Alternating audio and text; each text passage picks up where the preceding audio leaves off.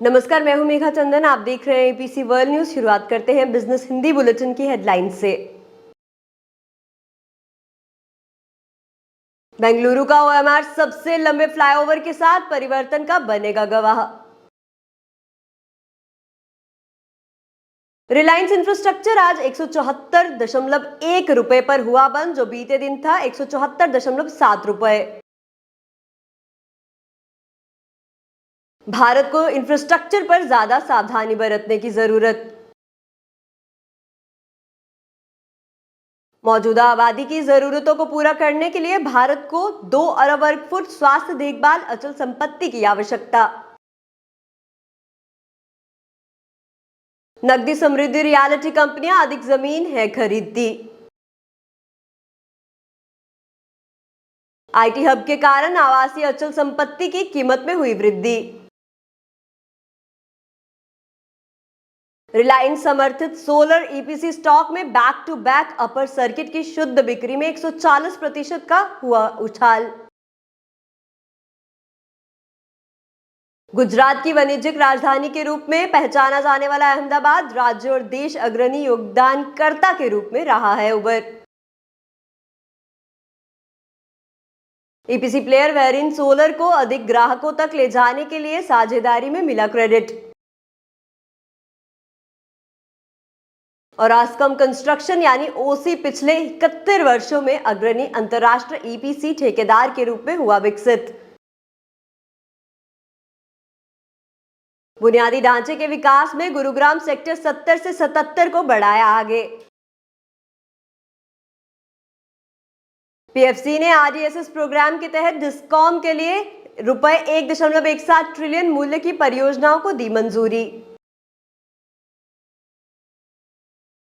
निवेश में हरित हाइड्रोजन करेगा बढ़त हासिल। फंड जुटाने की योजना पर मीन इंफ्रा के शेयरों में लगभग 14% की हुई बढ़ोतरी। नई सरकालिक ऊंचाई की गई दर्ज।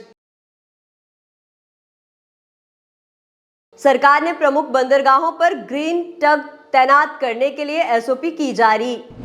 अब खबरें विस्तार से। बेंगलुरु का बुनियादी ढांचा एक हलचल भरे महानगर की बढ़ती मांगों के अनुरूप ढल रहा है और ओएमआर पर प्रस्तावित फ्लाईओवर लगातार यातायात चुनौतियों के लिए एक महत्वपूर्ण समाधान के रूप में खड़ा है। इसी के साथ साथ इस महत्वाकांक्षी परियोजना का उद्देश्य न केवल भीड़भाड़ को कम करना है, बल्कि कनेक्टिविटी को भी बढ़ाना है, जिससे इस महत्वपूर्ण गलियारे में यात्रा करने वाले हजारों लोगों के लिए सुगम यात्रा सुनिश्चित हो सके।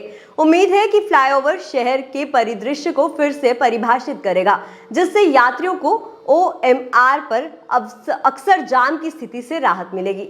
इसी के साथ साथ अपने रणनीतिक स्थिति और काफी लंबाई के साथ फ्लाईओवर बेंगलुरु के शहरी गतिशीलता परिदृश्य में गेम चेंजर बनने का वादा करता है। जैसे जैसे निर्माण कार्य आगे बढ़ता है, ये परियोजना न केवल भौतिक बुनियादी ढांचे को बल्कि ओएमआर को पार करने वालों के दैनिक अनुभवों को भी बदलने का वादा करती है।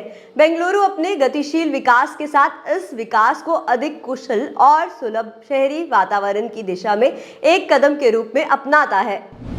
पिछले कारोबारी दिन में रिलायंस इंफ्रास्ट्रक्चर के शेयर रुपए 180 पर खुले और रुपए 169.55 पर बंद हुए। दिन के दौरान स्टॉक रुपए 180 के उच्चतम स्तर पर 172.85 के निचले स्तर पर पहुंच गए। वहीं रिलायंस इंफ्रास्ट्रक्चर का बाजार पूंजीकरण वर्तमान में रुपए 6,912.55 करोड़ है। स्टॉक के लिए 52 सप्ताह का उच्चतम रुपए 215.5 है और 52 सप्ताह का निचला स्तर रुपए 114.6 है। बीएसई पर स्टॉक में 1,21,131 शेयरों का ट्रेडिंग वॉल्यूम देखा गया है। वहीं रिलायंस इंफ्रास्ट्रक्चर स्टॉक का आज समापन मूल्य रुपए 174.1 था, जो पिछले दिन के करीबन रुपए 174.7 के बंद मूल्य की तुलना में 0.34% की कमी दर्शाता है। एक सप्ताह से अधिक समय हो गया है जब 41 भारतीय निर्माण श्रमिक भारत की उत्तरी सीमा के साथ हिमाचल पर्वत श्रृंखला में एक सुरंग के अंदर फंसे हुए थे। वे एक संकीर्णी पाइपलाइन के माध्यम से भोजन और पानी प्राप्त कर रहे हैं और अधिकारियों का कहना है कि उन्हें जल्द से जल्द बचाया जाएगा। हालांकि ये निश्चित नहीं है कि कब। फिर भी उनकी दुर्दशा के कारण भारतीय अधिकारियों को इस बात पर पुनः विचार करना चाहिए कि वे उच्च हिमालय में विकास परियोजनाओं को कैसे अपनाते हैं। वे जिस सड़क सुरंग की खुदाई कर रहे थे उसके ढहने का कारण स्पष्ट नहीं है। इसी के साथ साथ ये एक भूस्खलन हो सकता है या पहाड़ की संरचनात्मक अखंडता पर उसकी क्षमता से अधिक दबाव पड़ गया हो। वहीं निश्चित रूप से फंसे हुए श्रमिकों को निकालने के लिए मलबे के माध्यम से एक और सुरंग खोदना आसान नहीं है। बचाव कर्मियों को कुछ दिन पहले गतिविधि रोकनी पड़ी थी जब उन्हें डर था कि ड्रिलिंग और अधिक दुर्घटनाएं हो सकती हैं और ड्रिलिंग से और ज्यादा दुर्घटनाएं कहीं हो सकती हैं। Knight Frank global health care report के अनुसार भारत को मौजूदा आबादी की जरूरत को पूरा करने के लिए अतिरिक्त 2 अरब वर्ग फुट स्वास्थ्य देखभाल अचल संपत्ति की आवश्यकता है, क्योंकि देश का मौजूदा जनसंख्या अनुपात प्रति 1000 लोगों पर 1.3 बिस्तर है। वहीं रियल एस्टेट कंसल्टेंसी ने अपनी रिपोर्ट में कहा कि हेल्थ केयर रियल एस्टेट में वैश्विक निवेश $38 बिलियन पर पहुंच गया है और ये कुल वैश्विक रियल एस्टेट वित्तपोषण का लगभग 4.3% है। भारत का स्वास्थ्य देखभाल उद्योग 18% की वार्षिक औसत दर से बढ़ा है और महामारी के साथ इसमें तेजी आई है, क्योंकि इसने बुनियादी ढांचे और सेवा वितरण की आवश्यकता को बढ़ाकर स्वास्थ्य सेवा क्षेत्र को चुनौती दे दी है। घरों की बढ़ती मांग से नकदी के साथ रियल एस्टेट डेवलपर्स अधिक जमीन खरीदने, व्यवसाय विकास के लिए और कुछ मामलों में शेयर धारकों को पुरस्कृत करने के लिए तरलता का उपयोग कर रहे हैं। इसी के साथ साथ नोवामा इंस्टीट्यूशनल इक्विटीज द्वारा संचालित आंकड़ों के अनुसार शीर्ष 16 सूचीबद्ध रियलिटी कंपनियों के पास वित्तीय वर्ष 2024 की पहली छमाही में 19,000 करोड़ रुपए के करीब परिचालन नकदी प्रवाह था। इसी के साथ साथ इसमें से गोदरेज प्रॉपर्टीज और प्रेस्टीज एस्टेट प्रोजेक्ट्स का हिस्सा 40% से थोड़ा अधिक था। गोदरेज ने लगभग पूरी राशि कर से जुटाई थी, जबकि प्रेस्टीज एस्टेट का प्रवाह प्रचालन नकद लाभ, ऋण और संयुक्त उद्यमों और सहायक कंपनियों से प्रवाह के बीच वितरित किया गया था। एनारॉक रिसर्च द्वारा किए गए एक सर्वेक्षण से पता चलता है कि सूचना प्रौद्योगिकी सेवा क्षेत्र की मजबूत आवास मांग के कारण शीर्ष 7 शहरों के प्रमुख सूक्ष्म बाजारों में औसत आवश्यक कीमतों में पिछले 3 वर्षों में उल्लेखनीय वृद्धि देखी गई है। सर्वेक्षण के अनुसार अक्टूबर 2020 और अक्टूबर 2023 के बीच औसत आवश्यक कीमतों में हैदराबाद और गाजीबोवली में 33% की सबसे अधिक वृद्धि दर्ज की गई है। इसके बाद कोंडापुर में 31% की वृद्धि हुई है, जिसमें बेंगलुरु, चेन्नई, हैदराबाद के सूक्ष्म बाजारों में ध्यान में रखा गया है। वहीं क्षेत्रीय निदेशक प्रशांत ठाकुर ने कहा कि शीर्ष 7 शहरों में आईटी के नेतृत्व वाले शहरों हैदराबाद, बेंगलुरु और पुणे के प्रमुख क्षेत्रों में औसत कीमतों में सबसे अधिक वृद्धि देखी गई है। Sterling and Wilson renewable energy limited के शेयर गुरुवार को 5.00% की बढ़त के साथ अपर सर्किट में बंद हो गए। वहीं पिछले 2 दिनों में इस शेयर के निवेशकों की भारी भागीदारी देखी गई थी, इसलिए स्टॉक अपर सर्किट में लॉक हो गया था और पिछले 6 महीने में इस शेयर में करीब 14% की तेजी आई थी। हाल ही में Sterling and Wilson renewable energy limited को गुजरात के ख्वाबाड़ा में RI पावर पार्क में 300 मेगावाट की EPC परियोजना के लिए NTPC रिन्यूएबल एनर्जी लिमिटेड से 1535 करोड़ रुपए का अनुबंध मिला है। इस अनुबंध में 3 साल के लिए संचालन और रखरखाव शामिल है। वहीं 1 वर्ष से अधिक समय में NTPC REL से SWRE के लिए एक तीसरा ऑर्डर है।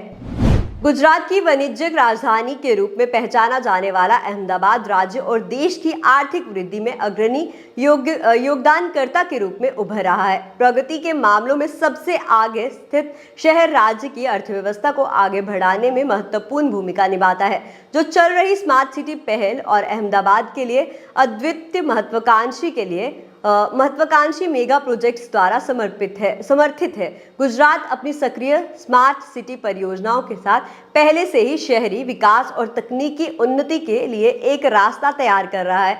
इस दिशा में कई नए ठोस प्रयास अहमदाबाद को नवाचार और दक्षता के मामले में अग्रणी शहर के रूप में स्थापित कर रहे हैं, जो राज्य के आर्थिक परिदृश्य में महत्वपूर्ण योगदान दे रहे हैं। इसी के साथ साथ इसके अलावा अहमदाबाद के मेगा प्रोजेक्ट इस विकास पथ को बढ़ाने में महत्वपूर्ण भूमिका निभा रहे हैं। ये महत्वाकांक्षी उद्यम नियमित विकास से परे है और जिनका लक्ष्य शहर के बुनियादी ढांचे, अर्थव्यवस्था और जीवन की समग्र गुणवत्ता पर परिवर्तनकारी प्रभाव पैदा करना है। इस जैसे जैसे अहमदाबाद ने इन मेगा प्रोजेक्ट्स को अपनाया है, ये न केवल अपना कद बढ़ा रहा है बल्कि क्षेत्र और राष्ट्रीय आर्थिक प्रगति के लिए उत्प्रेरक भी बनता जा रहा है। जयपुर स्थित वेरेन सोलर प्राइवेट लिमिटेड, जो विशेष रूप से राज्य और उसके बाहर आतिथ्य क्षेत्र में अपनी सौर परियोजनाओं के साथ नवाचार कर रहा है, ने अब क्रेडिट फेयर के सहयोग से एक उपभोक्ता उधार फिनटेक स्टार्टअप लॉन्च किया है। उस साझेदारी का उद्देश्य दोनों कंपनियों की ताकत का उपयोग करते हुए संभावनाओं की व्यापक श्रेणी और सौर ऊर्जा को अपनाने को बढ़ावा देना है। वेरेन को अपने कैपिटल प्लस एक्स मॉडल के साथ कुछ शुरुआती सफलता मिली है, जहां एक वाणिज्यिक क्षेत्र में ग्राहकों को O&M अधिक सहित लाभ के पैकेज के रूप में वित्त पोषण की व्यवस्था करने की पेशकश करता है, और वहीं अब क्रेडिट फेयर के माध्यम से सुलभ ऋण में पेशकश करके फर्म घर आवश्यक खंड को भी लक्षित करेगा।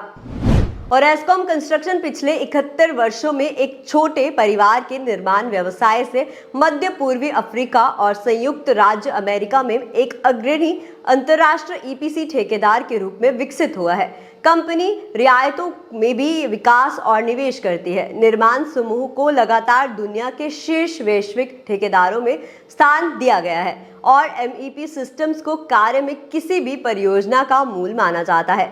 हीटिंग, वेंटिलेटिंग, एयर कंडीशनिंग, इसी के साथ साथ fire fighting, plumbing, building management system, signalling, telecommunications, power and light current systems, ये एक बहुत महत्वपूर्ण सिस्टम है जिन्हें किसी भी टकराव से बचाने के लिए अच्छी तरह से डिजाइन और समन्वित किया जाना चाहिए। एक वैश्विक ईपीसी ठेकेदार के रूप में वे कई परियोजनाओं में निर्माण से पहले डिजाइन और इंजीनियरिंग चरण का नेतृत्व करते हैं। इस प्रकार वे ग्राहकों के लिए एक अनुकूलित समाधान सुनिश्चित करते हैं। इस चरण में सभी MEP प्रणालियों के लिए कई समन्वय कार्यों की आवश्यकता होती है और इसे डिजाइन, मॉडल संलेखन, निर्माण, मॉडल संलेखन, डिजिटल फैब्रिकेशन, निर्माण समन्वय और 7D जैसे विशेष उपकरणों और कार्यक्रमों का उपयोग करके हासिल किया जाता है।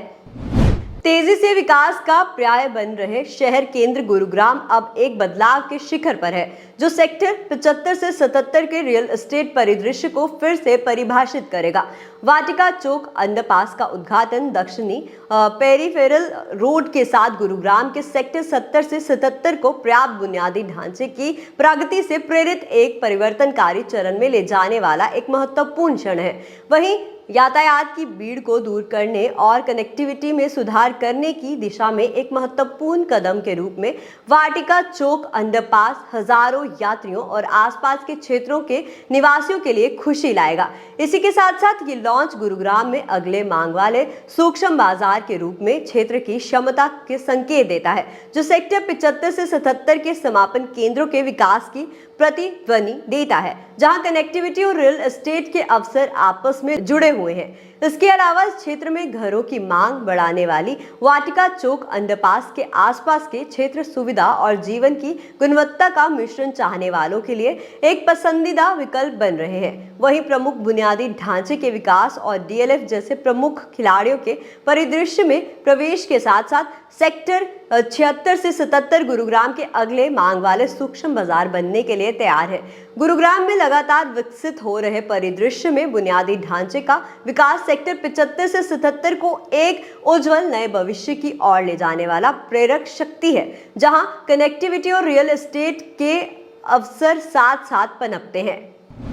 सरकारी स्वामित्व वाली पावर फाइनेंस कॉर्पोरेशन यानी कि PFC ने सितंबर 2023 तक संशोधित वितरण क्षेत्र RDSS कार्यक्रम के तहत विभिन्न राज्य वितरण कंपनियों यानी कि डिस्कॉम के लिए रुपए 1.7 ट्रिलियन से अधिक की परियोजनाओं को मंजूरी दे दी थी। वहीं सार्वजनिक क्षेत्र के ऋणदाता के विलंब भुगतान अधिभार कार्यक्रम के तहत रुपए 70 बिलियन के ऋण को भी मंजूरी दे दी गई है और रुपए 31 बिलियन का वितरण किया गया है, जिससे डिस्कॉम को विरासत बकाया में 50% से अधिक की कमी प्राप्त हुई है। हालिया तिमाही आय कॉल के दौरान कंपनी ने कहा कि आरडीएसएस कार्यक्रम के तहत कुल स्वीकृत राशि में से 53% या फिर रुपए 620 बिलियन या फिर रुपए 100 मिलियन मूल्य के स्मार्ट मीटर की स्थापना के लिए निर्धारित किया गया है। पीएफसी और आरईसी दोनों सरकारी कार्यक्रमों, एलपीएस और आरडीएसएस कार्यक्रमों को लागू करने के लिए नोडल एजेंसियां हैं, जो डिस्कॉम के आधुनिकीकरण, प्रचालन क्षमता में सुधार और वित्त केंद्रित है। गुजरात की हरित ऊर्जा और विशेष रूप से हरित हाइड्रोजन क्षेत्र वाइब्रेंट गुजरात ग्लोबल समिट यानी कि VGGS 2024 में निवेश वृद्धि के लिए तैयार है। राज्य सरकार के अधिकारियों के अनुसार हरित हाइड्रोजन क्षेत्र में यूरोप से सबसे बड़े निवेश की संभावना है। गुजरात औद्योगिक विकास निगम के प्रबंध निदेशक राहुल गुप्ता ने कहा कि जर्मनी और डेनमार्क के खिलाड़ियों ने भारतीय खिलाड़ियों से हरित अमोनिया खरीदने में रुचि व्यक्त की है और इस तर्ज पर MOU की भी उम्मीद है और हम हरित हाइड्रोजन के निर्माण के सभी चरण जैसे electrolyser, solar panel, ACC batteries और हरित हाइड्रोजन और अमोनिया में निवेश की उम्मीद करते हैं। मिथनॉल की खरीद के लिए गुजरात स्थित 2 प्रमुख खिलाड़ियों यानी कि वेल्सपेन ग्रुप और किरी इंडस्ट्रीज और जर्मनी कंपनियों के बीच बिजनेस टू बिजनेस समझौता ज्ञापन पर हस्ताक्षर किए गए हैं।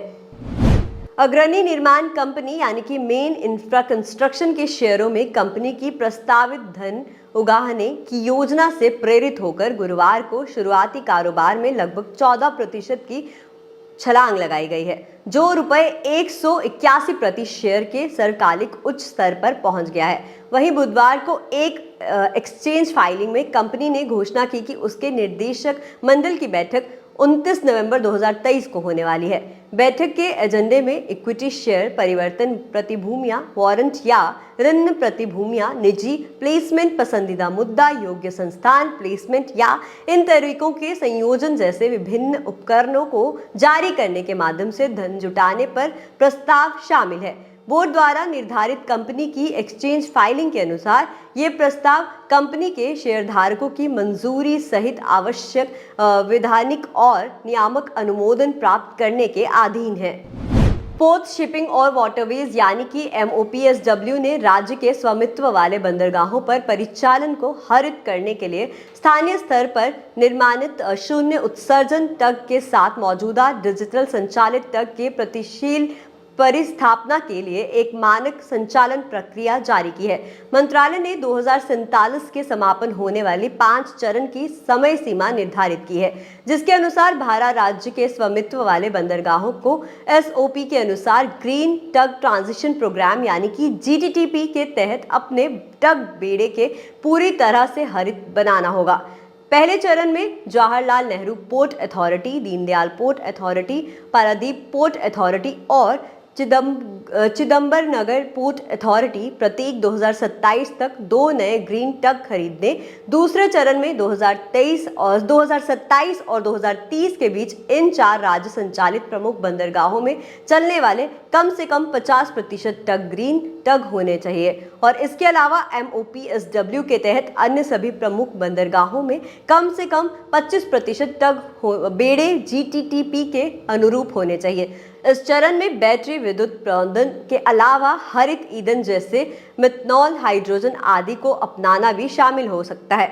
उद्योग में विकास के आधार पर किसी अन्य उभरती हरित प्रौद्योगिकी गतिविधियों पर भी विचार किया जा सकता है और तीसरे चरण यानी कि 2030 से 2035 में MOPSW के तहत सभी बंदरगाहों को ये सुनिश्चित करना चाहिए कि उनके टग बेड़े का काम का कम से कम 50% जीटीटीपी के अनुरूप हो। चौथा चरण यानी कि 2035 से 40 में सभी राज्य के स्वामित्व वाले बंदरगाहों को ये सुनिश्चित करना चाहिए कि उनके कम से कम 75% तक बेड़े जीटीटीपी के अनुरूप हो। पांचवें चरण यानी कि 2040 से 47 में सभी 12 प्रमुख बंदरगाहों को ये सुनिश्चित करना चाहिए कि उनके 100% तक बेड़े जीटीटीपी से अनुरूप हो। एपीसी वर्ल्ड न्यूज के बिजनेस हिंदी बुलेटिन में फिलहाल इतना ही। आप देखते रहिए एपीसी वर्ल्ड न्यूज। मुझे मेघा चंदन को दीजिए इजाजत। नमस्कार।